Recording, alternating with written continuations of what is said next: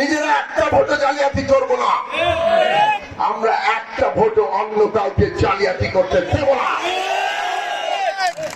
আজকে রাজনৈতিক দিক থেকে প্রতিযোগিতা থাকবে, প্রতিদ্বন্দ্বিতা থাকবে, কিন্তু রাজনৈতিক হানাহানি যাতে খুনোখুনিতে না পৌঁছায় সেইটা সামাজিক চুক্তিতে আমাদের পৌঁছাতে হবে। সবকিছু কিন্তু আইন দিয়ে হয় না, সবকিছু পুলিশ দিয়ে হয় না। যখন একটা সমাজ একটা জায়গার জন্য প্রস্তুত হয় তখন অনেক কিছুই আর ওই সমাজে প্রবেশ করতে পারে না, ওই সমাজ থেকে দূর হয়ে যায়। আমাদের প্রয়োজন এই যে নেতৃত্ব আছেন সকলকে নিয়ে আমরা এমন একটা ঐক্যবদ্ধ জায়গায় পৌঁছাবো যে বাঞ্ছারামপুরে অনেকগুলো বিষয় আর প্রবেশ করতে পারবে না, সেই রকম একটা নিরাপদ বাঞ্ছারামপুর আমরা করতে চাই।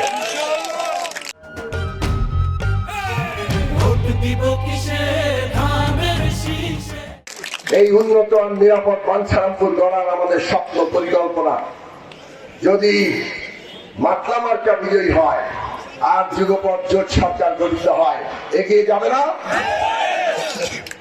তাহলে আপনাদের এখন কাজ কি? আপনাকে বিজয়ী করা, বিপুল ভোটে বিজয়ী করা। গত 22 তারিখ থেকে গণসংযোগে প্রচারণায় আপনারা অসাধারণ পরিশ্রম করেছেন।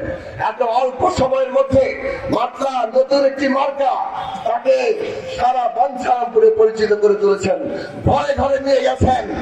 আর 2-3টা দিন আছে, আপনাদের কাছে অনুরোধ আরেকটু জোর কদম ডাবল মার্চ, প্রতিটি ঘরে ঘরে যান। যে ঘরে এখনো মাত্রার দাওয়া পৌঁছায় নাই সেখানে পৌঁছে দেন। সবাইকে ঐক্যবদ্ধ করে 12 তারিখ ভোর থেকে আমরা যাতে এই মাত্রা মার্কার জন্য পুরো বাঞ্ছারামপুরবাসীকে উৎসাহিত করে ভোট কেন্দ্রে নিয়ে আসতে পারি তার ব্যবস্থা করেন। মনে রাখবেন, ভোট খুব গুরুত্বপূর্ণ গণতন্ত্রের জন্য।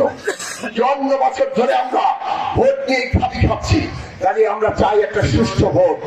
ভোট কেন্দ্রে যাতে কেউ বিশৃঙ্খলা করতে না পারে সেই দিকেও নজর রাখবেন। আমরা নিজেরা একটা ভোটে জালিয়াতি করব না, আমরা একটা ভোটও অন্য কাউকে জালিয়াতি করতে দেব না।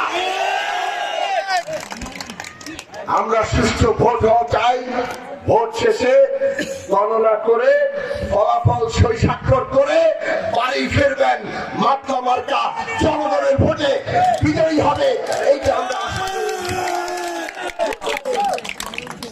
আর মাত্রার বিজয় মানে বাঞ্ছারামপুরের বিজয়।